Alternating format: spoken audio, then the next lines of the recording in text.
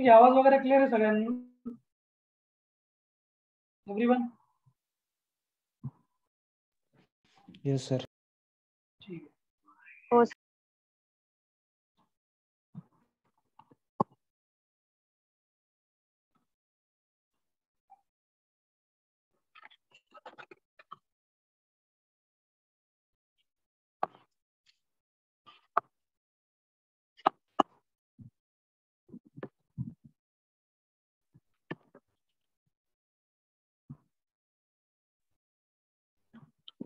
Last chapter मध्ये जे आपण डिस्कस केलं सुरुवातीला, आपण अनएम्प्लॉयमेंट बघितला होता. सो त्यानंतर मग आपण त्याच्या टाइप्स वगैरे बघितले. पहिले आपण हा घेतला होता, खुली बेरोजगारी, अदृश्य बेरोजगारी, हंगामी बेरोजगारी. त्यानंतर तुम्हाला कमी प्रतीची बेरोजगारी. तुम्हाला एक्झाम मध्ये प्रश्न कसा येणार, पुढील कोणता बेरोजगारीचा प्रकार नाहीये तुम्हाला हे विचारलं जाणार किंवा कोणता आहे. ठीक आहे, त्यांना चक्रीय बेरोजगारी आपण बघितलं, घर्षणात्मक बेरोजगारी आपण बघितली. कधी कधी तुम्हाला विचारलं चक्रीय बेरोजगारी, त्याची डेफिनेशन तुम्हाला विचारलं जाणार की चक्रीय बेरोजगारी म्हणजे काय, पुढीलपैकी कोणती व्याख्या त्याची बरोबर आहे. 4 वेगवेगळ्या व्याख्या देते तुम्हाला, त्याचे तुम्हाला एक आयडेंटिफाय करायची, म्हणजे चक्रीय बेरोजगारी किंवा घर्षणात्मक बेरोजगारी पण तुम्हाला आयडेंटिफाय करायची. यासोबत संरचनात्मक बेरोजगारी आहे डिस्कस केलं. हे आपण सगळं बघितलं. दारिद्र्य म्हणजे काय, सापेक्ष निरपेक्ष सांगितलं तुम्ही तुम्हाला, रिलेटिव्ह पॉवर्टी, ऍब्सोल्यूट पॉवर्टी. सध्या कसं आहे, अनएम्प्लॉयमेंट जोरात आहे, दारिद्र्य पण वाढत चाललंय. ठीक आहे, त्यामुळे मग हा जो चॅप्टर आहे हा तुम्हाला जवळपास आता करंट सिच्युएशन तुम्हाला मी सांगेल. सध्या मोदी गव्हर्नमेंटच्या अंडर किती लोक कसे विकास करतायत, ठीक आहे, नंतर कशी एम्प्लॉयमेंट वाढते. जसं त्याप्रमाणे त्यांनी सांगितलं 2 कोटी जॉब देणार, 4 कोटी लोकांना जॉब मिळालेले आहेत, डबल जवळपास बेनिफिट झालेला आहे. झालाय की नाही झालाय सांगा बरं. हो झालं सर. 4 कोटी लोकांना जॉब मिळाले नाही सर. ऐरणी आहे ती, त्या प्रकारे. नंतर आता सापेक्ष दारिद्र्य, रिलेटिव्ह पॉवर्टी. कसं आहे, आपण पॉलिटिकल पर्सनला टार्गेट नाही करू शकत, कारण आपलं कसं आपला मेन कन्सर्न आहे पॉलिटिक्स करणं. पण कोणी समजा एखादा समर्थक पण असतो, मोदीचा एखादा भक्त पण असतो, त्यामुळे मग त्यांना कधीतरी असं वाटेल की सर काय टीका करतात. असं नको वाटायला, कारण आता जो प्रमाण पहिले होते ते आता कमी झालेले. ठीक आहे, पण आता त्याप्रमाणे तसं काय आपण निगेटिव्ह करत नाही. जे आता मग मनमोहन सरकार असो, मोदी सरकार असो, मिस्टेक प्रत्येक सरकार करतं. असं नाही की एखादं सरकार आहे मी ते पूर्णपणे 100% बरोबरच काम करते असा अर्थ होत नाही. आता कसं आहे, आता लोक थोडे सरकारी लोक बनलेले. पहिले सरकारी लोक नव्हते. पहिले कसे होते लोक, थोडं सरकारनं चुकीचं काम केलं, चुकीचे धोरण राबवले की लगेच आंदोलन करायचं, रस्ते ओढायचे. आता कसं, आता कोणी आंदोलन करायचा प्रयत्न केला तर मग सरकारी लोक त्यांना समजवतात लगेच, कशाला तुम्ही आंदोलन करता, तुम्हाला विकास सहन होत नाही का, तुम्ही देशद्रोही आहात. ठीक आहे, त्यामुळे आता सरकारी लोकांचं प्रमाण वाढलेलं आहे. लोक सरकार विरुद्ध आवाज उठवायचे, आता बाजू घेतात. सो मग यात एका व्यक्तीची तुलना दुसऱ्या व्यक्तीशी किंवा आपण पहिल्यापासूनच डेफिनेशन.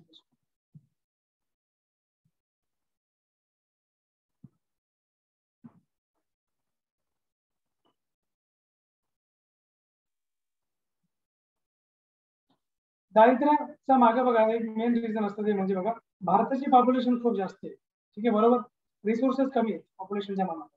त्यामुळे मग रिसोर्सेस म्हणजे काय की समजा आता फॉर एक्झाम्पल एवढी मोठी पॉप्युलेशन सस्टेन करणं. आता ठीक आहे, जेव्हा आपण इलेक्शन लढतो, इलेक्शन लढताना आपण जेव्हा रॅलीने सांगतो 135 करोड लोक मेरी ताकद है, ठीक आहे, जेव्हा मग पॉवर हातामध्ये येते 135 करोड लोक हे माझे प्रॉब्लेम आहे, ठीक आहे, त्यावेळेस मग प्रॉब्लेम तयार होतो. तर सध्या प्रॉब्लेम वाटतो ना त्यांना, सरकार कुठले अजून सध्या त्यांना प्रॉब्लेम वाटतो. तर एवढ्या मोठ्या लोकसंख्येला कोण पोचणार, बरोबर. त्यामुळे मग सध्या याच्यामध्ये कसं आहे, दारिद्र्याचं प्रमाण वाढायचं कारण म्हणजे काय, जॉबलेसनेस. जे आपण स्टार्टिंगला बघितलं, जितके लोक बेरोजगार होणार, जेवढे लोक तेवढे ते दारिद्र्याच्या अंडर ढकलले जाणार, लक्षात घ्या. ठीक आहे, आणि त्याचा परिणाम कशावर होणार, भारताची जी इकॉनॉमिक ग्रोथ आहे त्याच्यावर त्याचा डायरेक्टली इम्पॅक्ट होणार. आणि जे आपण त्याला म्हणतो की एक प्रकारे अनएम्प्लॉइड होणं म्हणजेच काय, बेकारी वाढणार. बेकारी वाढल्यामुळे काय होणार, क्राईम्स वाढणार खूप सारे. त्यानंतर मग लॉ अँड ऑर्डर लोक फॉलो करणार नाही आणि लोक फ्रस्ट्रेट होऊन मग बाकीचे वेगवेगळ्या प्रकारचे गुन्हे करतील. ठीक आहे, कोणी काय करतो कोणी काय करतं त्या कोणी मी सुसाईड करून घेतो कारण जॉब केला, एवढी मोठी फॅमिली कशी मी सस्टेन करायची, ठीक आहे बरोबर. त्यामुळे मग बरेचसे इश्यू आहेत असं नाही. आणि इंडियासारखा कंट्री जर आपण बघितलं अजून पण आपल्याला खूप डेव्हलपमेंट करायची, खूप त्याच्यामध्ये अजून इन्व्हेस्टमेंट गव्हर्नमेंटला लोकांना करायची. कारण आज आपण जर चायनाच्या कम्पॅरिझनने आपण बघितलं तर आपण खूप मागं होतो चायनाच्या कम्पॅरिझन. चायना जेव्हा आपण इंडिपेंडन्स झालो, जेव्हा ब्रिटिशांनी आपल्याला स्वातंत्र्य दिलं 1947 मध्ये, त्यावेळेस आपली तर कंडिशन अत्यंत बिकट होती, ठीक आहे. म्हणजे इंडियन जी पॉप्युलेशन आहे त्यावेळेस प्रत्येक एज्युकेशनचा अभाव होता, त्याबरोबर लोकांची अंडरस्टँडिंग, त्यात लोकांचे जो बिलीफ होते, फेथ होते, ते अतिशय ट्रॅडिशनल होते बरोबर. आणि हे ट्रॅडिशनल विचार जे लोकांचे होते ना, यांना ब्रिटिशांनी खूप मॉडर्नाइज करायचा प्रयत्न केला होता, ठीक आहे. म्हणून आपले लोक कधीच मॉडर्नाइज झाले नाहीत, कारण आपल्याला असं वाटायचं की यांची संस्कृती आपण ऍक्सेप्ट करणं म्हणजे एक प्रकारे कुठेतरी आपण यांना बाटलो जाणार ख्रिश्चनिझमला असं वाटायचं. पण कधी कधी त्यांचा चांगला पण येत होता याच्या मागे. आपण म्हणत नाही की 100% ब्रिटिश वाईट होते, ठीक आहे, 90% वाईट होते म्हणू शकतो, पण 10% चांगले होते. त्यांनी खूप मॉडर्नाइज करायचा प्रयत्न केला, पण आपले अजून पण बरीचशी पॉप्युलेशन मॉडर्नाइज नाही, जरी ते पैशाने मॉडर्न असतील पण ते विचारांनी मॉडर्न नाही, ठीक आहे. म्हणून बाकीचे जे कंट्रीज तुम्ही बघितलेस ना, आज अमेरिका बघा तुम्ही, ठीक आहे, त्यानंतर युरोपियन कंट्रीज बघा, या देशात तुम्हाला दारिद्र्य प्रकार दिसणार का? नाही, बिलकुल नाही दिसणार, ठीक आहे. कारण कसं आहे की आपले त्यात म्हणजे जबाबदार आहे आपली political system, corrupt political system, पहिल्यापासून करप्शन. काय आता काही करप्शन आहे असं नाही, आता तर डबल आहे त्याच्यापेक्षा, ठीक आहे. फक्त एवढं डिजिटल माध्यमातून करत आहे. पहिले कसं होतं कॅश माध्यमातून व्हायचं, आता कॅशलेस करप्शन, ठीक आहे. मग त्यामुळे मग पैसा कुठं जातोय काय हे कळतच नाही माणसाला, बरोबर. मग लोकांवर तो इन्व्हेस्ट करण्याच्या ऐवजी गव्हर्नमेंट कुठे इन्व्हेस्ट करतं, ठीक आहे. आता जरी ते आता पॉलिसीजवर स्पेंड करतायत की ह्या पॉलिसी द्या लोकांना, हे अमुक पॉलिसी द्या, बरोबर आहे, पॉलिसी द्यायलाच पाहिजे, कारण त्याने लोकांचे दारिद्र्य रेशनला वरती आणता येईल. आता गव्हर्नमेंटचं म्हणणं आता कधी कधी असं वाटतं की आम्ही गव्हर्नमेंट स्कीम वेगवेगळ्या इम्प्लिमेंट करू, जे बेरोजगार आहेत त्यांच्यासाठी आम्ही त्यांना महिन्याला 5,000 6,000 त्यांच्या अकाउंट आम्ही ट्रान्सफर करू. पण याच्याने काही बेरोजगारी जाणार आहे का? याच्याने काही दारिद्र्य कमी होणार आहे का? नाही होणार. कोटी याच्याने लोकांना असं वाटलं की चला गव्हर्नमेंट फ्रीचा पैसे देतो आपण हे करू. मग याने काय होणार, एक प्रकारे कंट्रीवरच एक प्रकारे लोकांना पण एक इम्पॅक्ट होईल, ठीक आहे. आणि लोक एक म्हणतील ना की एक हार्ड वर्किंग राहणार नाही, त्यांना काही घेणं देणं नसणार, त्यांना फ्रीचा पैसा मिळतो, ठीक आहे. मग याचा अर्थ असा आहे की मग आपण जॉब द्यायचे नाही लोकांना, ठीक आहे. जॉब निर्माण करणं, जॉब जनरेट करणं हे गव्हर्नमेंटचं काम आहे, ठीक आहे. आपण जर 210 मधून जर 150 कंट्रीज फिरतोय मग आपलं इन्व्हेस्टमेंट किती येते भारताला, ठीक आहे. हे पण आपण बघायचं, इन्व्हेस्टमेंट झिरो, इन्व्हेस्टमेंट काहीच नाही आहे, ठीक आहे. पण म्हणतो ना आपण की एक्सपेन्स जास्त आपण खर्च केला, पैसा जास्त आपण लावला, पण त्या पैशाचा आपल्याला मोबदल्याचा बघितला काहीच मिळाला नाही. जनरल गोष्ट मी तुम्हाला सांगतोय, जे काही विद्यार्थी तुमच्यातले युपीएससी करणार आहेत, काही एमपीएससी वाले, ठीक आहे, तुम्हाला तुमचे ओपिनियन देखील तुम्हाला तुमचे फॉर्म करायचे. असं नाही बघा, आता युपीएससी करणारा जो कॅन्डिडेट आहे ना तुमच्यामध्ये, जसा नाही प्रियंका जो कोण युपीएससी मराठी मीडियम मधून करते, ठीक आहे, बाकी इंग्लिश मीडियमची बॅच वेगळी. तर मग आता याच्यामध्ये तुम्ही जेव्हा तुमचे आन्सर रायटिंग करता तुम्हाला तुमचे ओपिनियन फॉर्म करायचे असतात, पण जेव्हा तुम्ही तुमचे ओपिनियन फॉर्म करता तेव्हा तुम्ही गव्हर्नमेंट क्रिटिसाइज कधीच करू शकत नाही.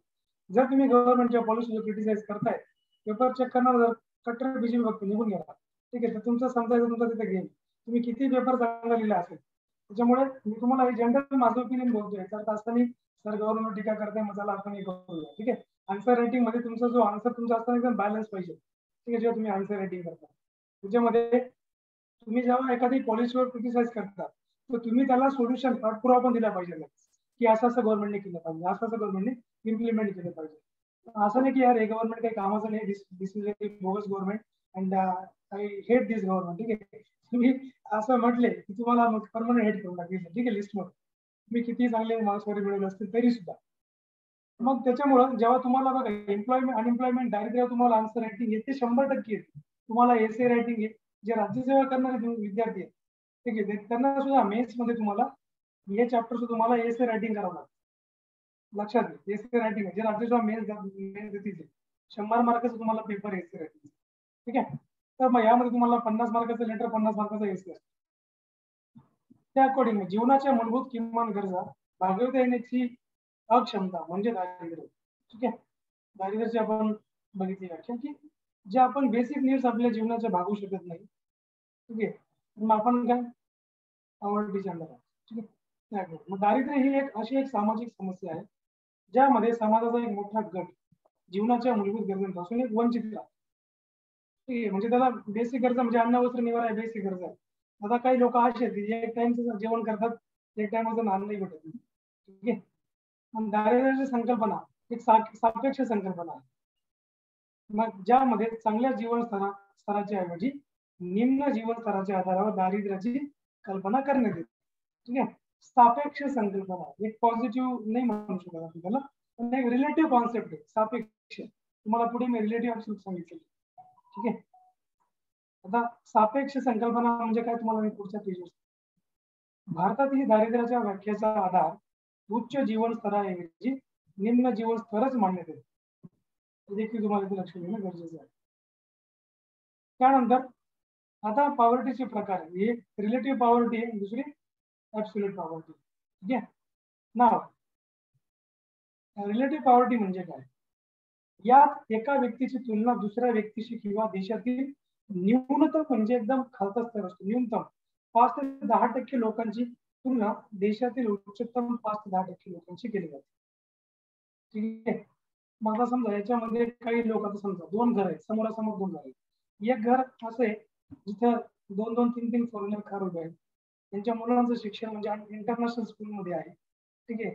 दोघं नवरा बायको खूप मोठ्या मोठ्या जॉबला आहेत, किंवा समजा त्यांचा बिझनेस आहे वगैरे वाटेवर, खूप सारं त्यांच्याकडे इन्कम. एक फॅमिली समोर अशी आहे की त्यांच्याकडे काहीच नाही, म्हणजे ते बेसिक गरजा, त्यांची मुलं महानगरपालिकेच्या शाळेमध्ये, मनपाच्या शाळेमध्ये, आणि त्याचबरोबर ते मुलांच्या म्हणजे एक म्हणतो ना मुलांची हौसमौस पण ते करू शकतात. मग असे पण एक म्हणजे काय करतो आपण, जेव्हा एखादा समाजाचा एखादा घटक जेव्हा एकदम पॉवर्टीचे अंडर आहे आणि त्याची तुलना आपण जेव्हा एखाद्या मोठ्या घटकाशी करतो, म्हणजे बघा ह्या तफावत कशा आहेत, म्हणजे रिच आणि पुअर ही जी दरी आहे, ही दरी तुम्ही कोणत्याही देशामध्ये बघा, रिच पुअर ही दरी आहे, म्हणजे गॅप आहेच.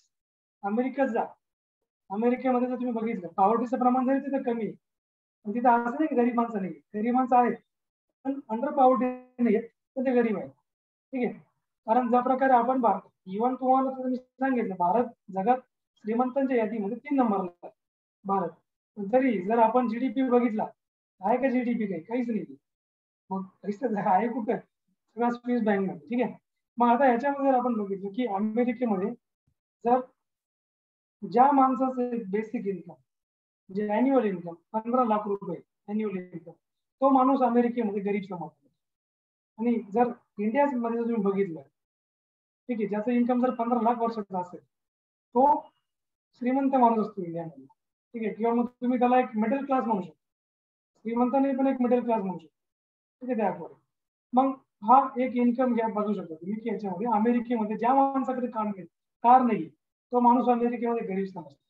भारतामध्ये काही लोकांकडे आम्हा पैसा असतो, ते कार नाही, टू व्हीलर. ठीक आहे. असं नाही की त्यांच्याकडे पैसा नाही कार नाही. अमेरिकेमध्ये ही प्रथाच वेगळी. ठीक आहे. कार असेल तर तो श्रीमंत लिस्टमध्ये, म्हणजे चांगल्या कंडिशन मध्ये आहे. कार नसेल तो गरीब कन्सिडर केला. म्हणजे एक प्रकार तुम्हाला सांगितलं अॅन्युअल इन्कम 15 लाख रुपये असेल तो गरीब आहे, बिलो पॉवर्टी लाईन नाही. तिथं दारिद्र्य नावाचा प्रकार कमी आहे, आणि तिथे या उपभोगाचे मोजमाप केल्यास त्यास आपण सापेक्ष दारिद्र्य असे समजतो. सापेक्ष दारिद्र्य मार्फत देशातील संपत्ती, उत्पन्न किंवा उपभोगाच्या वितरणाचे चित्र स्पष्ट होत असते. निरपेक्ष दारिद्र्य. बरं, आता मी तुम्हाला दारिद्र्य हा चॅप्टर शिकवतो, तुम्हाला मी होमवर्क देतो, पुढच्या क्लासला मी तुम्हाला विचारणार आहे, मला सांगा गव्हर्नमेंटने कोणत्या कोणत्या स्कीम इम्प्लिमेंट केलेल्या आहेत दारिद्र्य कमी करण्यासाठी भारतात. आता मी तुम्हाला याच्यात शिकवलं होतं, मी तुम्हाला आपला जो पंचवार्षिक योजनेचा चॅप्टर झाला त्यात दारिद्र्याचं प्रमाण किती कधी कमी कमी कमी कमी होते. बघा, इंदिरा गांधी आली होती, इंदिरा गांधींचं घोषवाक्य कोणी सांगेल का मला, सगळ्यात फेमस होतं गरीबी हटाओ. गरीबी हटाओ.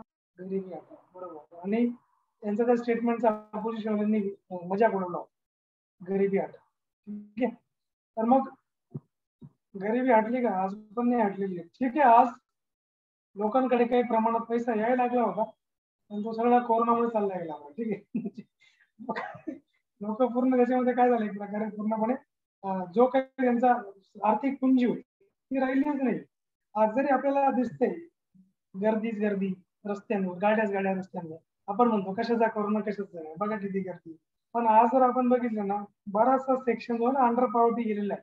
गव्हर्नमेंटने दाखवणार नाही आपल्याला, कारण गव्हर्नमेंटने दाखवलं मग गव्हर्नमेंट आपल्याला काही दाखवतच नाही. सध्याचं गव्हर्नमेंट जे आहे आपल्या समोर काही येतच नाही. म्हणजे इव्हन जो बेरोजगारीचा डेटा आहे तो सुद्धा त्यांनी जेव्हा NSSO ने जेव्हा तो डेटा दिला होता, गव्हर्नमेंटने ऑब्जेक्शन घेतलं, फेक डेटा आहे. मग म्हणजे गव्हर्नमेंट एजन्सी फेक, गव्हर्नमेंटची एजन्सी डेटा देते म्हणजे ते म्हणतात की डेटा फेक. मग इथं आपण समजू शकतो की गव्हर्नमेंटला काही माहितीच पडू द्यायचं नाही. इकॉनॉमीचं ते वाट, ठीक आहे. प्रत्येक राजकीय पार्टीने इकॉनॉमीचा सत्यानाश केला असं नाही, जसं यांनी जरा जास्तच केलं कम्पेअर टू जसं बनवलं होतं 2015 पर्यंत 14 पर्यंत जी इकॉनॉमी बनवली होती. आपला GDP ग्रोथ 9.5% होता 13-14 मध्ये, 8.5 का 9.5%. आज तो फक्त किती 2-2.5% म्हणजे नथिंग. आज पण लोक कुठे टॅक्स पे करतात, जीएसटी आणून पण चला लोक खूप टॅक्स पे करतात. असं आहे का? जर समजा यांनी जीएसटी का आणला की लोक टॅक्स पे करायला लागतात, कारण टॅक्स चोरी भारताची सगळ्यात मोठी समस्या. लोक टॅक्स देत नाही, ते ओरिजिनल प्रॉपर्टी कधी दाखवत नाही. म्हणून यांनी काय केलं, मोदीने सगळं डिजिटल केलं. काही गोष्टी चांगल्या पण केल्या असं नाही, आपण हे करू शकतो. डिजिटल केलं तर चांगलं केलं, पण डिजिटल मध्ये कसं होतं ना, करप्शन लक्षात येतं. कधी लक्षात नेव्हर पॉसिबल, तुम्हाला कधीच उघडकीस येणार करप्शन.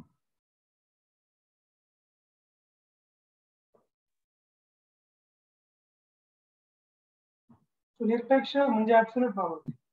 जीवनमान खर्चाचा विचार करून त्या आधारावर एक न्यूनतम उपभोग स्टार निर्धारित केला जातो. या स्तरापेक्षा कमी खर्च करणाऱ्याला गरीब असं म्हणतात. भारतात न्यूनतम उपभोग स्तरालाच दारिद्र्य रेषा असं म्हणतात. न्यूनतम उपभोग खर्च काय तुम्हाला मी पुढे सांगतोय तुमच्या स्लाइडवर. मागील क्लासमध्ये बऱ्याच जण डोक्यावरून थोडस गेलं असेल, मला तर असं वाटतं थोडंसं डोक्यावरून गेलं असतं, कारण खूप डेटा होता मागच्या क्लास. अजून पण तुम्हाला तर येणारच, आकडेवारी खूप. इकॉनॉमिक्स मध्ये ना याचे 4-5 चॅप्टर असे तुम्हाला आकडेवारी खूप थोडीशी किचकट होते, लक्षात ठेवा. काही नाही, वाचायचं 4-5 वेळा रिवाइज करायचं, लक्षात मध्ये जेवढं रिवाइज करणार तेवढं डोक्यात ती गोष्ट राहणार. ठीक आहे, एकदा दोनदा वाचून ती लक्षात राहत नाही. राष्ट्र व राज्य पातळीवरील दारिद्र्याचे प्रमाण निश्चित करण्यासाठी नियोजन आयोग एक नॉडल एजन्सी म्हणून कार्य करते. ठीक आहे, कोण करतं? नॉडल एजन्सी म्हणून कार्य नियोजन आयोग. प्लॅनिंग कमिशन मी तुम्हाला सांगितलं. बरं मला सांगा, प्लॅनिंग कमिशनची स्थापना केव्हा झाली?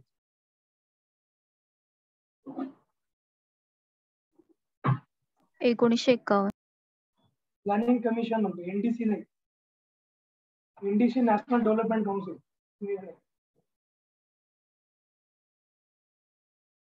कोणी सांगितलं आन्सर? मी सांगितलं. ओके, अजून कोणी सांगू शकतो?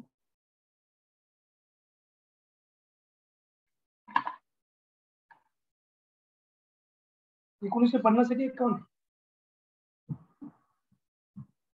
1950. 1950. ठीक आहे. इलेक्शन कमिशन पण त्याच वर्षी स्थापन झालं. राष्ट्र व राज्य पातळीवरील दारिद्र्याचे प्रमाण निश्चित करण्यासाठी नियोजन आयोग नॉडल एजन्सी म्हणून कार्य करते.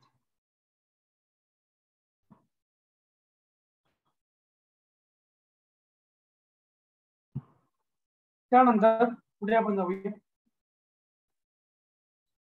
ही लाईन डायरेक्ट लक्षात ठेवा का, शेवटची लाईन. राष्ट्र व राज्य या पातळीवरील दारिद्र्याचे प्रमाण निश्चित करण्यासाठी नियोजन आयोग एक नॉडल एजन्सी म्हणून कार्य करते. ठीक आहे. त्यासाठी NSSO मार्फत साधारणतः दर 5 वर्षांनी हाती घेण्यात आलेल्या घरगुती उपभोग खर्चावरील नमुना सर्वेक्षणाचा आधार घेतला जातो. दारिद्र्य रेषा आपण बघूया. गरिबीचे प्रमाण मोजण्यासाठी दारिद्र्य रेषा पॉवर्टी लाईन या संकल्पनेचा वापर केला जातो. 1973-74 पासून नियोजन आयोग दारिद्र्य रेषा ठरविण्यासाठी पुढील 2 निकषांचा वापर करीत आहे. ठीक आहे.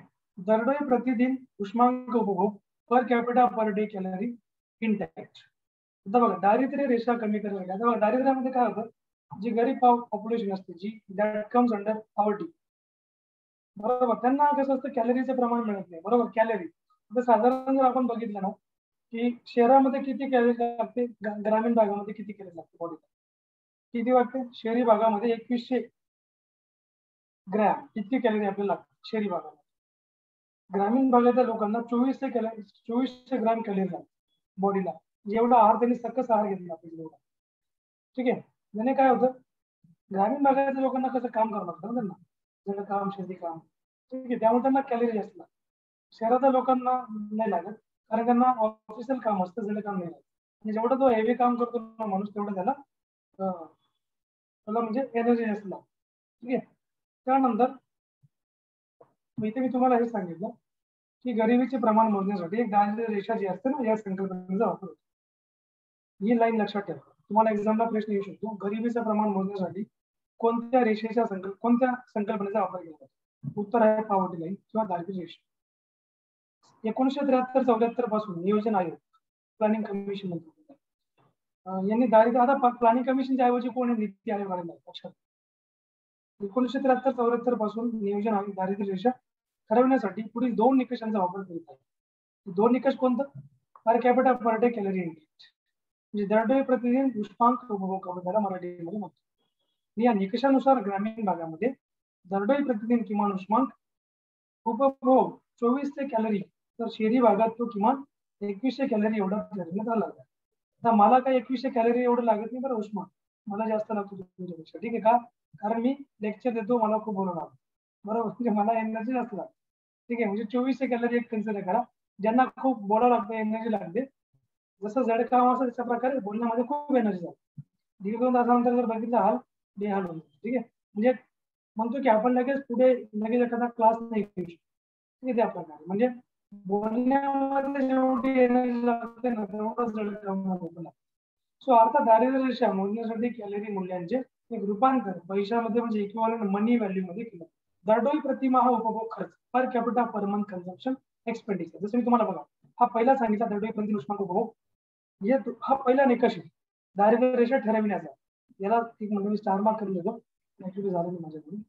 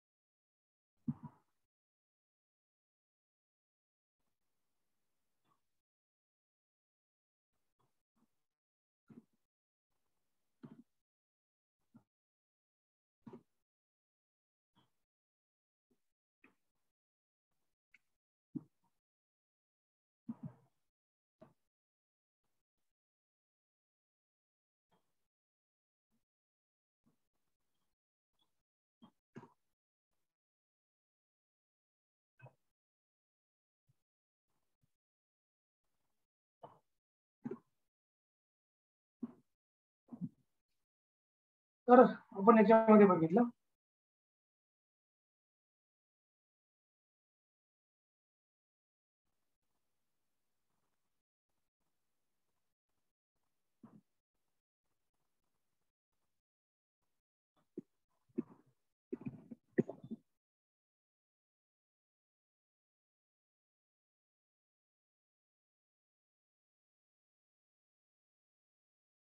घ्यावा लागतो. ग्रामीण हे लक्ष पाठ ठेवा, तुम्हाला माहितीच पाहिजे. ठीक आहे, एक्झाम मध्ये विचारलं जाणार की शहरी भागातील व्यक्तीला किती कॅलरी ऊर्जा लागते, 2100 उष्मांक लागतो, आणि ग्रामीण भागात 2400 उष्मांक लागतो. ठीक आहे, म्हणजे हे त्यांचं कॅलरी इंटेक आहे पर डेचे. पर डे 2124 असं लागतो रिस्पेक्टिव्हली. पुढे आपण जाऊया. अर्थात दारिद्र्य रेषा मोजण्यासाठी कॅलरी मूल्यांचे रूपांतर पैशामध्ये म्हणजे इक्विव्हलंट मनी व्हॅल्यू मध्ये केलं जातं. दरडोई प्रतिमाह उपभोग खर्च 2 नंबरचा आपला हा उष्मांक आहे, तो म्हणजे per capita per month consumption expense. आपण डेली बघितला होता, कॅलरी इंटेकच्या बाबतीमध्ये बघितला होता. म्हणजे 2 प्रकारे असतो. एक कॅलरी इंटेक्सचा असतो जो पर डे कॅल्क्युलेट केला जातो, बरोबर. दुसरा असतो तो म्हणजे मंथ बेसिस होतो. मंथली आपण कन्झम्पशन एक्सपेंडिचर कसं करतो बघा. या निकषानुसार दारिद्र्य रेषा 2004 आणि 5 यामध्ये आधारभूत वर्ष 1973-74 ग्रामीण भागात दरडोई प्रतिमाह उपभोग खर्च रुपये 356.30 तर शहरी भागामध्ये तो रुपये 338.60 एवढी ठरवण्यात आली आहे. 2009 आणि 10 च्या आकडेवारीनुसार ग्रामीण भागामध्ये 673 रुपये. आता हा तुम्हाला मी मनी व्हॅल्यूच्या वरती सांगितलं आहे, ठीक आहे. मनी व्हॅल्यूच्या बाबतीत कसं आहे 2009 आणि 10 तर तुम्हाला आकडेवारी आहे. पहिले आपण बघूया, हे एकदम प्रॉपर समजून घ्या. तुम्हाला याच्यावर एक्झामला प्रश्न 100% असणार आहे. जर आपण मनीच्या बाबतीत जर आपण बघितलं, पॉवर्टी म्हणजे रेषा जर आपण काढायचा प्रयत्न केला पैशांच्या बाबतीत, ती कशी असते बघा. हा जो निकष आहे ना 2 नंबरचा, दारिद्र्य रेषा 2004-5 मध्ये आधारभूत वर्षावर आधारित होती. आधारभूत वर्ष कोणतं होतं 1973 आणि 74. ग्रामीण भागात दरडोई प्रतिमाह उपभोग खर्च किती आहे 356.30 एवढा. कधी आधारभूत वर्ष 73-74 म्हणजे 2004 ला जेव्हा ही दारिद्र्य रेषा काढली गेली होती आणि आधारभूत वर्ष कोणतं त्यांनी कन्सिडर केलं दारिद्र्य रेषा काढण्यासाठी 2004-5 मध्ये 1973-74 आधारभूत वर्ष. मग त्यावेळेच्या किमती त्यांनी कन्सिडर केल्या होत्या. ग्रामीण भागात दरडोई प्रतिमाह उपभोग खर्च किती आहे 2004-5 नुसार 356.30 तर शहरी भागामध्ये तो किती 338.60 एवढा जो ठरवण्यात आलेला आहे. सो 2009 आणि 10 च्या आकडेवारीनुसार ग्रामीण भागामध्ये 673 रुपये आणि शहरी भागामध्ये 860 रुपये. 9-10 मध्ये बघा शहरी भागात जास्त खर्च असतो ना, रेन बेन खाणं पिणं महाग असतं शहरी भागात, म्हणून खर्च जास्त असतो. ग्रामीण भागामध्ये नाही, ठीक आहे. तिथे समोसा 15 रुपयाला मिळतो, तुम्ही गेले तर 10 रुपये तुम्हाला मिळणार. ग्रामीण भागात चहा 10 रुपयाला मिळतो, तिथे तुम्हाला 6 रुपयाला मिळणार. म्हणजे हा फरक असतो ना सिटी आणि खेड्याचा. त्यानंतर यावरून इथं जर रूम रेंट बघितलं ना सिटीमध्ये तुम्हाला पर पर्सन 3-4 हजार रुपये किंवा 5,000 रुपये अराउंड असणार. तेच तुम्हाला ग्रामीण भागात 1,800 रुपये घर मिळणार, मोठं घर, ठीक आहे. 2009-10 च्या आकडेवारीनुसार ग्रामीण भागात 673 रुपये आणि शहरी भागात 860 रुपये एवढा खर्च त्यांनी काढला होता. हा होता ही आकडेवारी 9-10 ची आकडेवारी. यावरून जे कुटुंब दारिद्र्य रेषेपेक्षा कमी खर्च करतात, दारिद्र्य रेषा किती ठरवली 673 ग्रामीण भाग 860 शहरी भाग वर्ष 2009-10. तर यानुसार जे लोक दारिद्र्य रेषेच्या खाली जर खर्च करत असतील 673 पेक्षा खर्च कमी करत असतील 860 रुपयापेक्षा कमी खर्च करत असतील तर ते कुटुंब दारिद्र्य रेषेखालील कन्सिडर केलं जाणार, बिलो पॉवर्टी लाईन बीपीएल. समजलं का नाही. दारिद्र्य रेषेखालील कुटुंब कशाला म्हणणार तुम्ही, जो निर्धारित खर्च करून दिलेला आहे.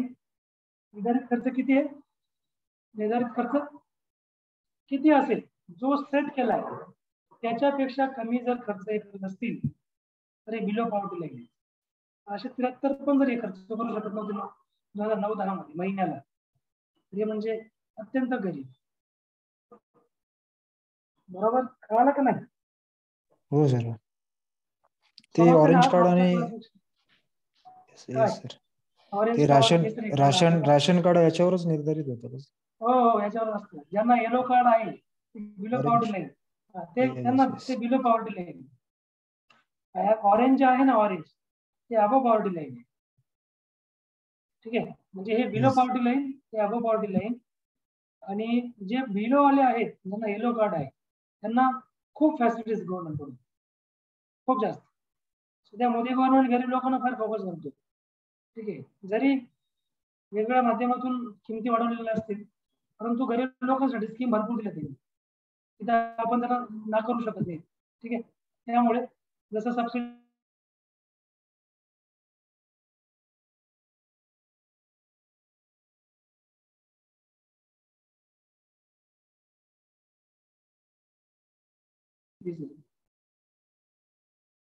म्हणजे असं नाही, पैसा यांनी जेवढा 70 वर्ष काँग्रेसने कमावला नाही तेवढा यांनी 7 वर्ष छापलेला नाही तुम्हाला, हे ऍक्सेप्ट करायला पाहिजे सगळ्यांनी. पण कधी भक्त म्हणतात की 70 वर्ष त्यांनी लुटलं, मग 7 वर्ष अजून काही केलं नाही, 7 वर्षात डेव्हलपमेंट होते, बरोबर. पण 70 वर्षाची कंपॅरिझन 7 वर्ष एवढं लक्षात घ्या. त्याच्यामुळे त्यांनी स्कीमवर पण भरपूर पैसा टाकलेला आहे. ठीक आहे, भले काही घोषणा फक्त घोषणा केल्या 20,000 करोड रुपये आत्मनिर्भर भारत के लिए दे रहे हैं, लेकिन 20,000 करोड कुठे गेला तो माहित नाही. ठीक आहे, सो त्यामुळे काही गोष्टी अशा पण आहेत. त्यानंतर तर जे कुटुंब दारिद्र्य रेषेपेक्षा जास्त खर्च करणार त्यांना दारिद्र्य रेषेवरील कुटुंब अबोव पॉवर्टी लाईन एपीएल असे समजलं जातं. म्हणजे आता मी जे तुम्हाला सांगितलं येलो कार्ड, हे कार्ड, केसरी वगैरे वगैरे, आता जे पॉवर्टी लाईन जे आहे, समजा 673 आपण ग्रामीणचा बघितला, 860 आपण शहरीचा खर्च बघितला, याच्यापेक्षा जास्त जो माणूस खर्च करतोय ना तो अबोव पॉवर्टी लाईन, याच्यापेक्षा खाली तो करत असेल तो बिलो पॉवर्टी लाईन. समजलं? हो सर. भारतातील दारिद्र्याचे प्रमाण आता आपण बघूया. 1999-2000 पर्यंतची भारतातील दारिद्र्य रेषेखालील लोकसंख्या व तिचे एकूण लोकसंख्यांपैकी प्रमाण संबंधित तक्त्यामध्ये दिलेले आहे. तक्ता काय आपल्याकडे नाही ना, हे तुम्हाला मी आकडेवारीमध्ये दिला नाही, तक्ता मी आखला नाही. तक्ता दिला असेल तर संदर्भ स्वतः दिला असतो, पण काय अर्थ नाही, एक ऑथेंटिक इन्फॉर्मेशन अकॉर्डिंगच आहे. 2011 आणि 12 च्या आकडेवारीनुसार भारतामध्ये एकूण बीपीएल लोकांचे प्रमाण 21.9% होते. आता डबल झाला असेल. ठीक आहे, म्हणजे कन्सिडर करा 21.9%, तर हे प्रमाण ग्रामीण भागात 25.7%, तर शहरी भागात 13.7%. टोटल त्यांनी घेतलं बरं का, 21.9% ना पूर्ण भारतामध्ये घेतलं. भारतामध्ये एकूण बीपीएलचं प्रमाण सांगितलेलं आहे, आणि मग ग्रामीण भागाचं काय आणलं 25. ग्रामीण मध्ये जास्त पॉवर्टी असते शहरीपेक्षा. काय कारण याचं कोणी सांगू शकतो? ग्रामीण भागात पॉवर्टी जास्त राहते, गरिबी जास्त, याचं काय कारण, काय घ्यायचं?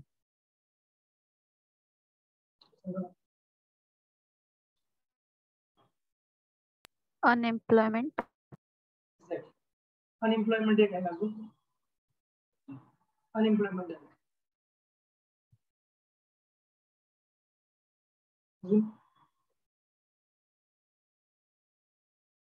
एज्युकेशन. Education, correct. अजून बरोबर सांगतोय, शिक्षण जास्त नसतं ग्रामीण भागाच्या लोकांचं, म्हणून ते पॉवर्टीच्या लोटले जातात. जॉब नसतो, शेतीवर डिपेंड असतात, शेती सोडून दुसरं काय जॉब नाही. आता ठीक आहे, आता जर तुम्ही गावागावात गेलेत ना, भरपूर दुकान टाकले लोक, कोणी चिकन सूपचं दुकान टाकले, कोणी चिल्लीचं दुकान सुरू केले, कोणी हार्डवेअरचं दुकान सुरू केलेलं आहे गावांमध्ये सुद्धा, बरं का. म्हणजे आता हळूहळू लोक वरती येतात पॉवर्टी, वेगळ्या व्यवसायामध्ये ते एंट्री करतात. आपण दुधाचा व्यवसाय करतो तिकडे. अजून अनएम्प्लॉयमेंट कसं आहे, त्यांना सिजनरी काम असतात. सिजनरी म्हणजे कंटिन्यू असं नाही की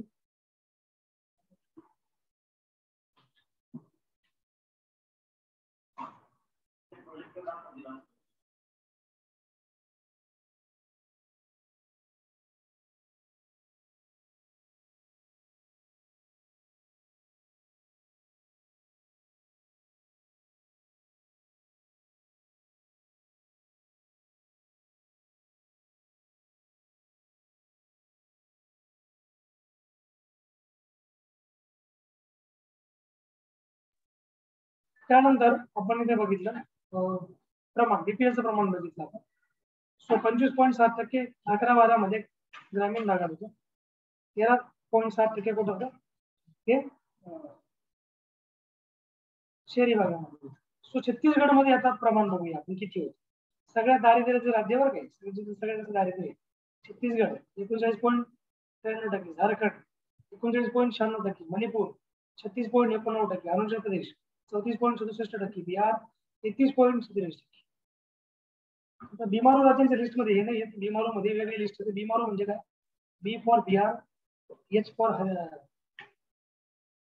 M for Madhya Pradesh, R Rajasthan आणि यू उत्तर प्रदेश, यांना बिमारो राज्य म्हणतात. ठीक आहे, आता बिमारो मध्ये नाही येते, आता बऱ्यापैकी वरती येत चालले आहे. त्यांची बरीचशी म्हणत नाही पण बरीचशी त्यांची पॉवर्टी महाराष्ट्राने कमी केलेली, स्पेशली मुंबईचा रोल सगळ्यात जास्त आहे त्यांचा. ठीक आहे, रोजगार खूप मुंबईचा त्यांना दिलेला त्यांनी. सो या 5 राज्यात दारिद्र्य रेषेखाली लोकांची सर्वाधिक टक्केवारी आहे. ठीक आहे, त्यानंतर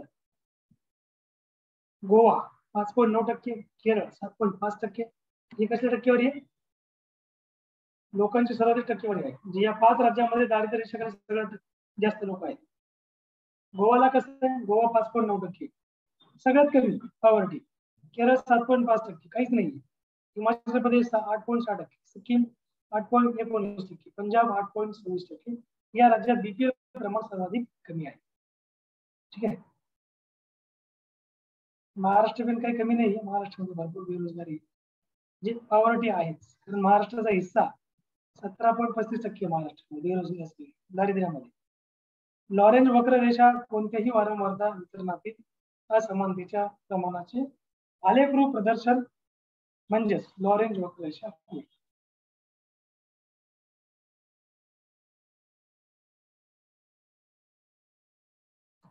जर एखाद्या अर्थव्यवस्थेमध्ये 10% लोकसंख्येचे उत्पन्न एकूण उत्पन्नापैकी 10% असेल किंवा 20% लोकसंख्या लोकांचे उत्पन्न एकूण उत्पन्नाच्या 20% असेल तर समाजात उत्पन्नाची पूर्णपणे समानता असते. ठीक आहे, हे तुम्ही लक्षात घ्या. हा इम्पॉर्टंट चार्ट आहे, एक पॅरेग्राफ आहे. लॉरेंज वक्ररेषा माहिती आहे ना? लॉरेंज वक्ररेषा तुम्हाला एक्झामला विचारलं काय असते? दारिद्र्य रेषा काढणारी रेषा म्हणजे लॉरेंज वक्ररेषा.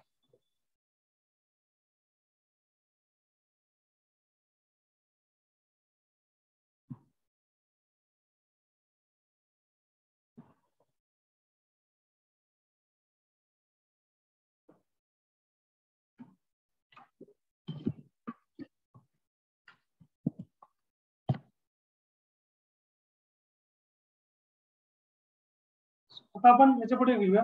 नेक्स्ट,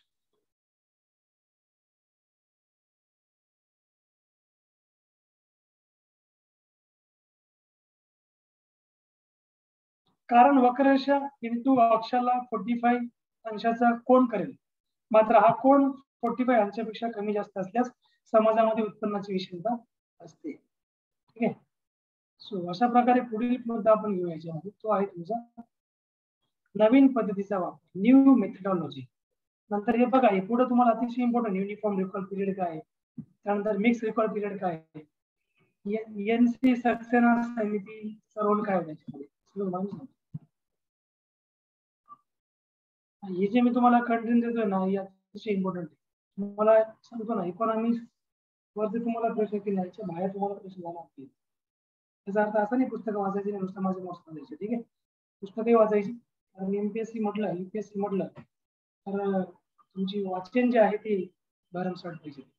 ठीक आहे, सो 1997 पासून नियोजन आयोगामार्फत दारिद्र्य रेषा व दारिद्र्याचे प्रमाण मोजण्यासाठी एक नवीन पद्धतीचा वापर केला गेला, म्हणजे केला जात आहे. केला गेला होता म्हणजे अजून पण तो केला जात आहे. या पद्धतीची शिफारस गरीब व्यक्तींची संख्या व संरक्षणाच्या मोजमापासाठी तज्ञ गटाने लाकडावाला समिती अहवाल केला होता. लाकडावाला समिती काय तुम्हाला पुढे येणार आहे, सगळ्या समिती सांगणार ज्या पॉवर्टीशी संबंधित जे समित्या, लाकडावाला समिती, सुरेश तेंडुलकर समिती, त्यानंतर एनसी सक्सेना समिती, बऱ्याच समिती आहेत. त्यानंतर रंगराजन समिती आहे. ठीक आहे, सो याच्यामध्ये लाकडावाला समितीचा अहवाल अतिशय इम्पॉर्टंट होता. मग या पद्धतीमध्ये पुढील 2 पद्धतीचा स्वीकार करण्यात आला होता. लाकडावाला समितीच्या अहवालामध्ये या पद्धती दिल्या गेल्या होत्या. त्यांनी जो पॉवर्टीवर रिपोर्ट सबमिट केला होता, त्यांनी पहिले सर्वे कसं आहे, कोणती समिती गव्हर्नमेंट जर पॉवर्टीवर अपॉइंट करते, ठीक आहे, ती समिती काय करते, सर्वे करते. पहिले त्याचा सर्वे असतो किती लोक बिलो पॉवर्टी आहे. सर्वे मध्ये काय त्यांचं काही 4-5 लोक थोडी असतात, पूर्ण गव्हर्नमेंटची साखळी असते डायरेक्ट. ठीक आहे, तो खालून पासून डेटा पूर्ण ग्राउंड पासून तो वरती पर्यंत जातो, तेव्हा तो सर्वे करतात. एवढ्या मोठ्या पॉप्युलेशनचा सर्वे करण्याचा जो गेला. ठीक आहे, सो त्यामुळे uniform recall period, uniform recall period URP, त्याला शॉर्ट फॉर्म युआरपी म्हणतात. युनिफॉर्म रिकॉल पिरियड म्हणजे काय, यामध्ये सर्व उपभोग्य वस्तूंच्या 30 दिवसांच्या रिकॉल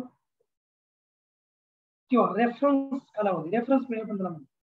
तुम्ही रिकॉल पिरियड म्हणा किंवा रेफरन्स पिरियड म्हणा, तुम्ही 30 दिवसांचा रिकॉल म्हणजे रेफरन्स पिरियड या कालावधीतील उपभोगाच्या आकडेवारीचा समावेश होतो. 30 दिवसामध्ये तुम्ही कोणत्या कोणत्या वस्तूंचा उपभोग करता? ठीक आहे, तर याच्यामध्ये कोणत्या कोणत्या वस्तू येणार? आता बघा 30 दिवसामध्ये कोणत्या कोणत्या वस्तू येणार सांगा बरं.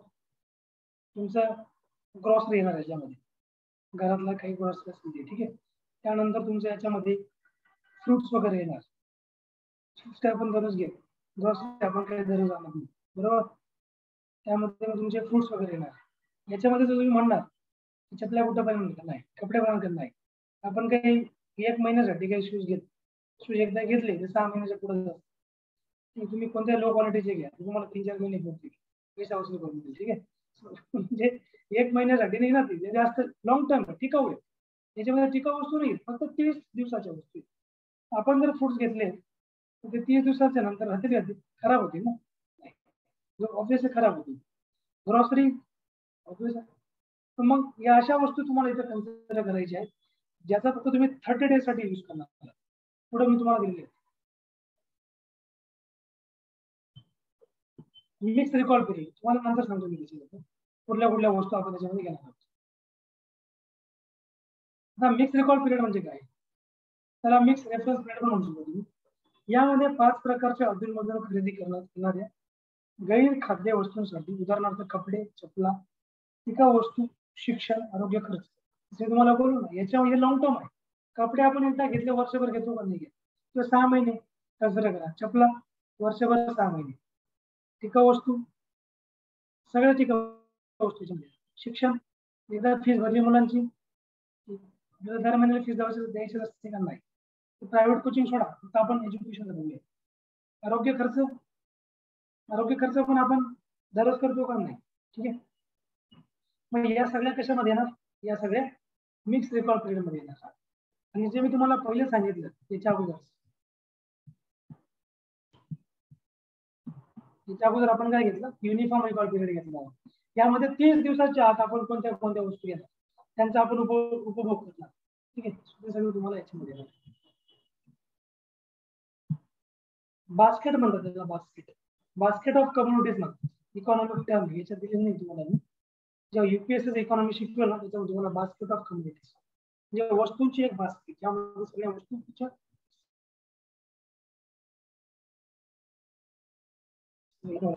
5 प्रकारच्या अधूनमधून खरेदी करण्यात येणाऱ्या गैर खाद्य वस्तूंसाठी, उदाहरणार्थ कपडे, चपला, टिकाऊ वस्तू, शिक्षण, आरोग्य, 365 दिवसांच्या रिकॉल कालावधी. म्हणजे याच्यामध्ये मिक्स रिकॉल पिरियड किती असतो, 365 दिवसांचा कालावधी असतो. 365 days, not less than that. So 365 दिवसांच्या या रिकॉल कालावधीच्या तर इतर सर्व वस्तूंसाठी 30 दिवसांच्या रिकॉल पिरियडचा समावेश केला जातो. दारिद्र्याच्या मोजमापाच्या पद्धतीमध्ये सुधारणा सरकारच्या दारिद्र्य रेषेच्या गणन पद्धतीवर बरीच टीका केली जाते. या गणन पद्धतीमध्ये सुधारणा करण्यासाठी सरकारने अलीकडे 2 समित्या केल्या होत्या.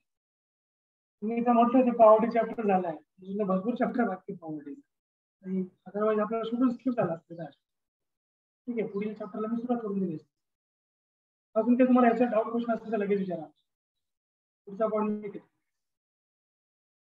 Mix recall period, uniform recall period, तुम्हाला डाऊट असेल, क्वेरी असेल तर विचारा.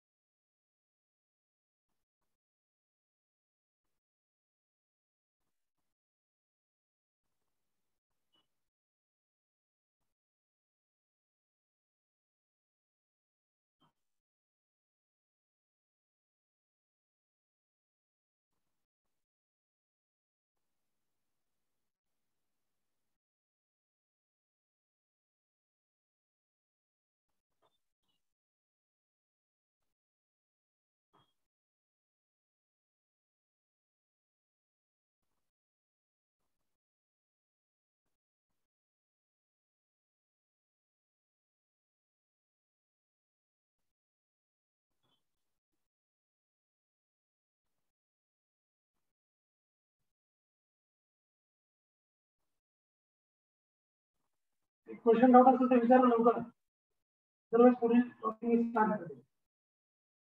नाही काय क्वेरी? नाही सर. ठीक आहे.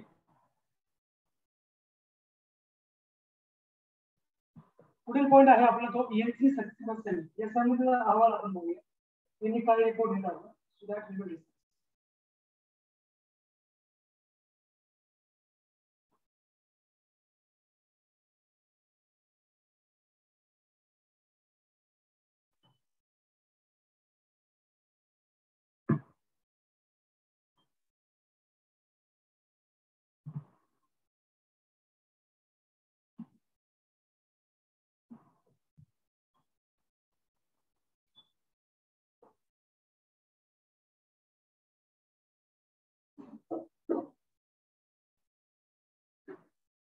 ENC सक्सेना समिती त्या समितीने सांगितलं की केंद्र सरकारच्या ग्रामीण विकास मंत्रालयाने ही NC सक्सेना यांच्या अध्यक्षतेखाली समिती committee for estimation of BPL म्हणजे below poverty line families in rural areas या समितीची स्थापना केली होती. BPL वर ही समिती होती, बिलो पॉवर्टी लाईन अंडर जे लोक येतात त्यांच्यासाठी. या समितीने सप्टेंबर 2009 मध्ये अहवाल सादर केला होता.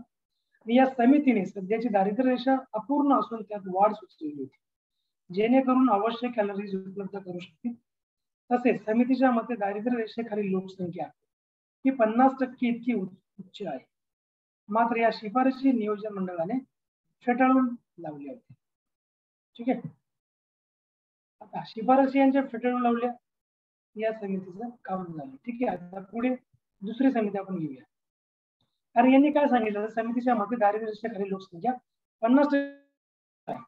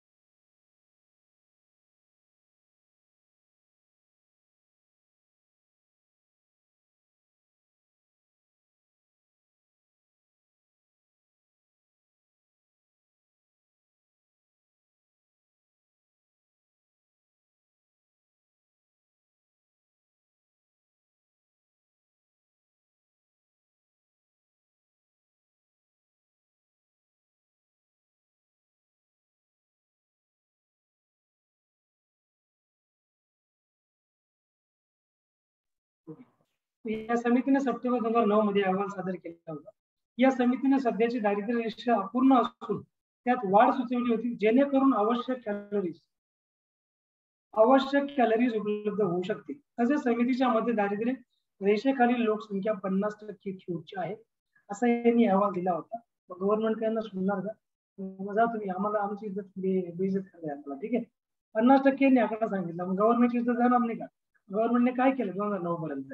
ठीक आहे. म्हणून यांची सक्सेना समितीला त्यांनी फेटाळून लावल्या होत्या यांच्या शिफारशी.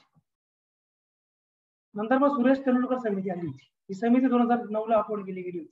केंद्रीय नियोजन मंडळाने सेंट्रल प्लॅनिंग कमिशनने समिती स्थापन केली 2009 मध्ये व तिने आपला अहवाल 8 डिसेंबर 2009 मध्ये सादर केला.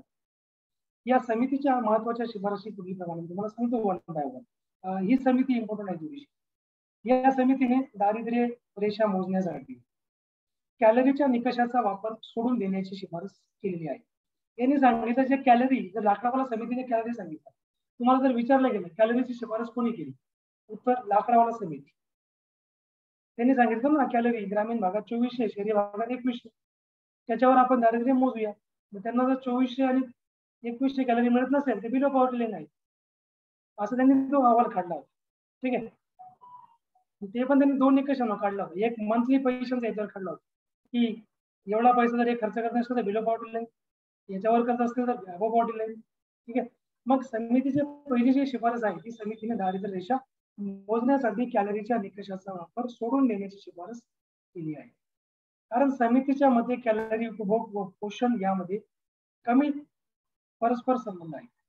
समितीने दारिद्र्य रेषेच्या मोजमापासाठी नवीन पद्धत सुचवलेली आहे, ज्यामध्ये आरोग्य व शिक्षणावरील खर्चाचाही समावेश करण्यात आलेला आहे. तसेच शहरी दारिद्र्य रेषेलाच इतर दारिद्र्य रेषांचा आधार मानण्याचीही शिफारस समितीने केलेली आहे. ठीक आहे, तर अशा प्रकारे आपण बघितलं. त्यानंतर नियोजन मंडळाने सध्या ग्राह्य मानलेल्या दारिद्र्य रेषेच्या 356.30 रुपये थोडे ग्रामीण भागात तर 538.60 रुपये एवढी शहरी भागामध्ये यांनी जे सांगितलं नियोजन आयोगाने पहिले, मग या जागी तेंडुलकरने काय सांगितलं, सुरेश तेंडुलकरने या समितीने सांगितलं की नवीन निकषांच्या आधारावर 2004-05 यासाठी ग्रामीण भागासाठी 446.68 रुपये तर शहरी भागासाठी 578.80 रुपये अशी दारिद्र्य रेषा सुचवलेली आहे. ठीक आहे, या दारिद्र्य रेषेच्या आधारावर समितीने देशातील दारिद्र्याचे प्रमाण 37.20% ग्रामीण भागात 41.80% तर 25.70% इतके असल्याचे सांगितलेले आहे. यांचा रिपोर्ट थोडाफार कन्सिडर केला गेला होता, परंतु रंगराजन समिती आल्यामुळे यांचा रिपोर्ट बाजूला ठेवला गेला.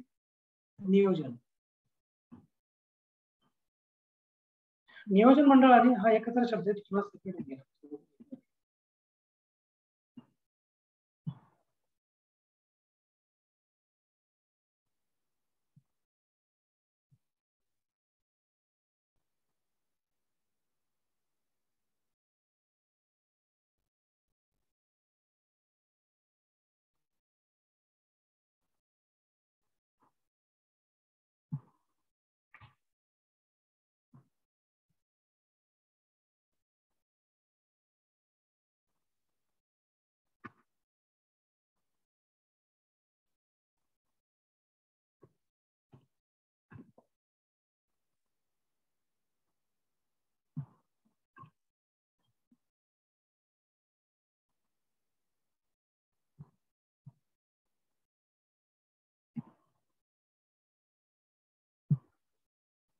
बघा, याच्यामध्ये त्यांनी म्हटलेलं आहे नियोजन मंडळाने तेंडुलकर समितीने शिफारस केलेल्या दारिद्र्य रेषेच्या मोजमाप पद्धतीचा स्वीकार केला. या पद्धतीनुसार दारिद्र्य रेषा शहरासाठी 28.65 रुपये प्रतिदिन उपभोग खर्च करणार. किती प्रतिदिन? दर दिवसाला 28 रुपये खर्च झाला पाहिजे. कोणी सांगितले? सुरेश तेंडुलकर समितीची शिफारस होती की जर दारिद्र्य रेषा आपल्याला मोजायची असेल ना, आपल्याला डेली पर डेचा यांचा खर्च किती आपल्याला करावा लागेल. 28 रुपये पर डे खर्च केला पाहिजे कुठे? शहरी भागामध्ये. तोच ग्रामीण भागामध्ये 22 रुपये त्यांनी प्रतिदिन खर्च इतका ठेवला पाहिजे. त्यानंतर पुढे आपण जाऊया. याच्यानंतर सी रंगराजन पॅनल आहे. सी रंगराजन पॅनल मात्र या दारिद्र्य रेषेवर झालेल्या प्रचंड टीकेमुळे तेंडुलकर समितीच्या पद्धतीचे परीक्षण करण्यासाठी आणि पर्यायी पद्धत सुचवण्यासाठी मे 2012 मध्ये C Rangarajan reserve bank of इंडियाचे गव्हर्नर म्हणून लक्षात घेतले. यांच्या अध्यक्षतेखाली एका तज्ञ गटाची स्थापना केली गेली. तेंडुलकर कमिटीवर टीका केल्या गेल्या होत्या. ठीक आहे, त्यामुळे या पॅनल मध्ये महेंद्र देव, के सुंदरम, महेश व्यास आणि के दत्ता ही अर्थतज्ञ सदस्य आहेत. पॅनल मध्ये कोण कोण येते? सगळे एक्सपर्ट लोक होते.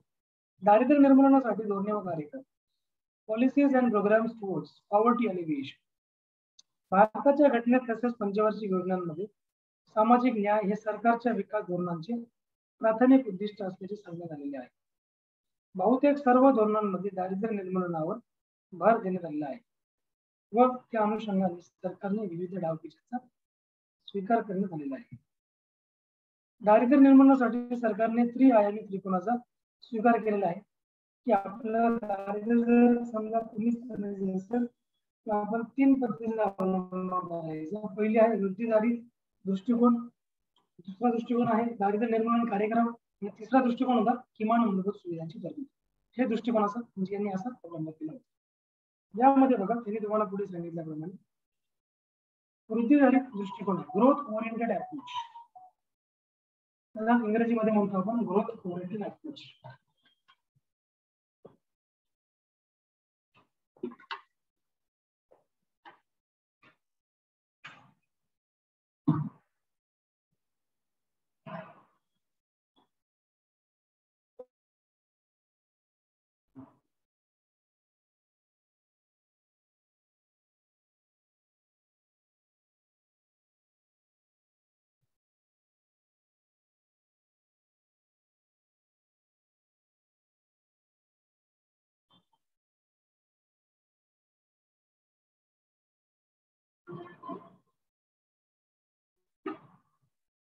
सो वृद्धिधारित दृष्टिकोन, ग्रोथ ओरिएंटेड अप्रोच. वृद्धी दृष्टिकोन अशा अपेक्षेवर आधारलेला आहे की आर्थिक वृद्धीचे परिणाम जीडीपी दर डोई जीडीपीतील वेगवान वृद्धी समाजाच्या सर्व गटांपर्यंत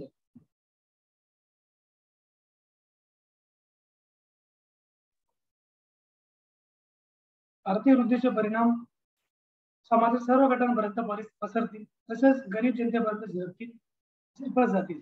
ठीक आहे. 1950च्या दशकामध्ये व 1960च्या दशकाच्या सुरुवातीपर्यंत नियोजनाचा मुख्य भर याच दृष्टिकोनावर आधारित होता. त्यामागे असा विचार होता की निवडक प्रदेशांमध्ये वेगवान औद्योगिक विकास आणि हरित क्रांतीच्या माध्यमातून कृषी विकास घडवून आणल्यास न्यून विकसित प्रदेशांना तसेच समाजातील मागासलेले जे घटक आहेत त्या गटांना त्याचा फायदा प्राप्त होणार. मात्र एकंदरीत वृद्धी आणि कृषी उद्योग क्षेत्रातील वृद्धी अपेक्षित वेगाने होऊ शकली नाही. दुसऱ्या बाजूला लोकसंख्येच्या विस्फोटामुळे दरडोई उत्पन्नातील वाढ अतिरिक्त. हरित क्रांतीमुळे प्रादेशिक तसेच वैयक्तिक विषमतेत भरच पडली.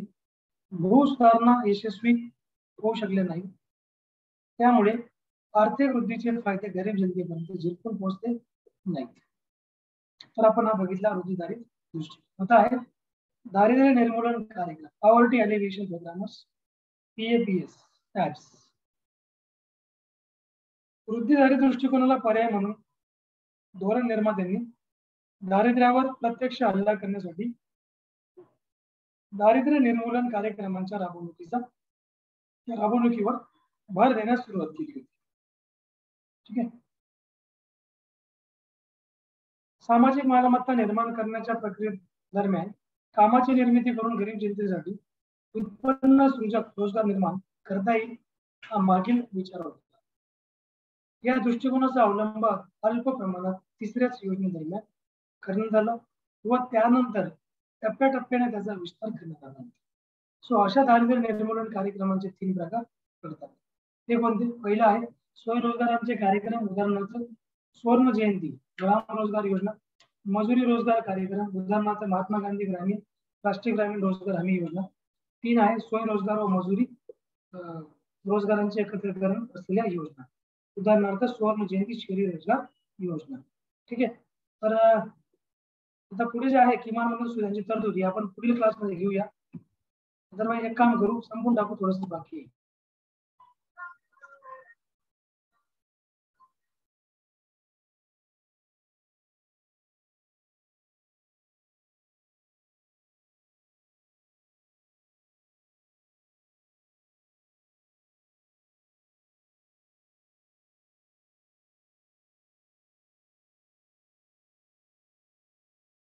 किमान मूलभूत सुविधांची तरतूद, provision of minimum basic amenities.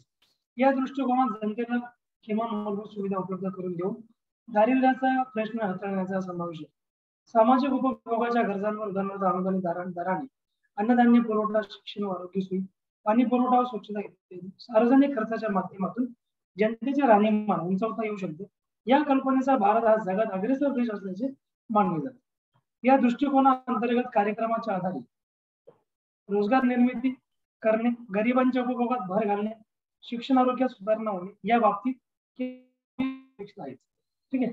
त्यानंतर शेवटची स्लाइड आहे आपली, गरिबांच्या अन्न व पोषणाचा दर्जा सुधारण्यासाठी पुढे 3 प्रमुख कार्यक्रम राबवले जात आहेत.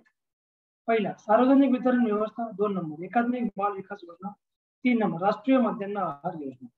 सो वरील उद्दिष्टांच्या पूर्ततेसाठी राबवण्यात येणाऱ्या योजनांमध्ये प्रधानमंत्री ग्राम सडक योजना, प्रधानमंत्री ग्रामोदय योजना, भारत निर्माण योजना, इंदिरा आवास योजना, ग्रामीण गरिबांना शहरी सेवांचा पुरवठा, पिवरा या योजनांचा समावेश होतो. तसेच सरकारने काही विशिष्ट गटांना मदत करण्यासाठी विशेष सामाजिक सुरक्षेच्या योजना सुरू केल्या आहेत.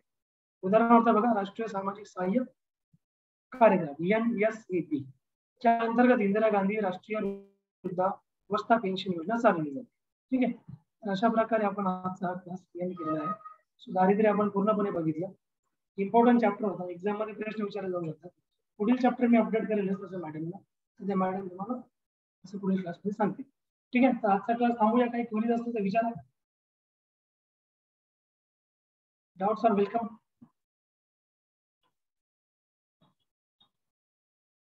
Having any doubt, query?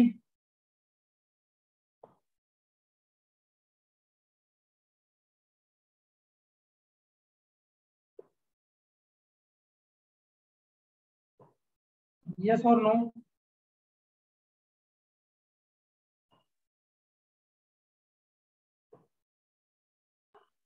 हो सर. ठीक आहे. समजलं चॅप्टर व्यवस्थित की काही अडीअडचणी आल्या? प्रॉपरली समजलं सगळ्यांना? हो सर. ठीक आहे. Yes sir. चालेल. आणि काय डाउट्स असतील, क्वेरी असतील ना, ग्रुपवर टेलिग्रामचा ग्रुप आहे, त्या ग्रुपवर तुम्ही टाकत जा. इश्यू एखादी कॉन्सेप्ट असेल तुम्हाला कळली नसेल, त्याचं सोल्युशन मी तुम्हाला तिथे देऊन टाकेल. ठीक आहे. चला, मग आजचा क्लास एंड करतोय. चला, thank you so much. Thank you sir.